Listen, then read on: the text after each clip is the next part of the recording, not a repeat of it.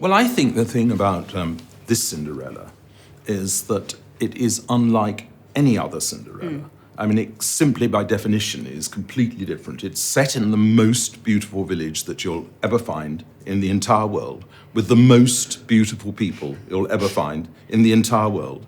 And it all looks absolutely gorgeous, and then everything starts to go a little wrong. Yeah. And we meet Cinderella, who is a misfit, and she doesn't belong to this world. I mean, I think what really attracted me to the story, Emerald, was the idea that Cinderella changes herself in order to try and please somebody else, and that somebody else doesn't recognize the person that Cinderella's become.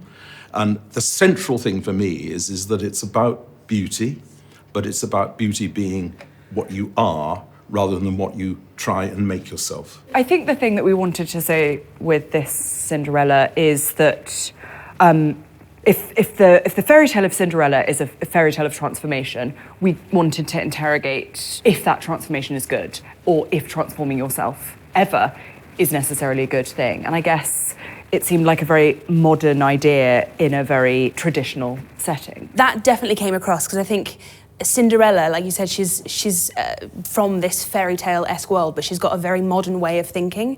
And even when she sort of gives into this idea of transforming yourself or changing for somebody else, she still kind of reverts back to, no, why should I have to do that? And I think that's a very modern idea. Rather than saying, if we're going to do a new version of Cinderella, rather than saying we're going to set it in modern times, we're going to make it the most Cinderella-y Cinderella in the world, push it to its very extremes, and then put real characters in that world and say, okay, you have to get married in a week to somebody you don't know. How does that feel? You know, it's that kind of like psychological stuff that's really fun. That people pick out of fairy tales. They're like, well, you've just met and you're getting married tomorrow. Really? No one thought that was weird? No. Okay. So it's nice to have sort of quite a self-aware fairy tale. People actually going, hang on a minute, you do realise that's crazy. You understand it on a kind of more, on a sort of in a deeper way, I think. Well, there's someone on your wavelength within the story that you're watching. Exactly.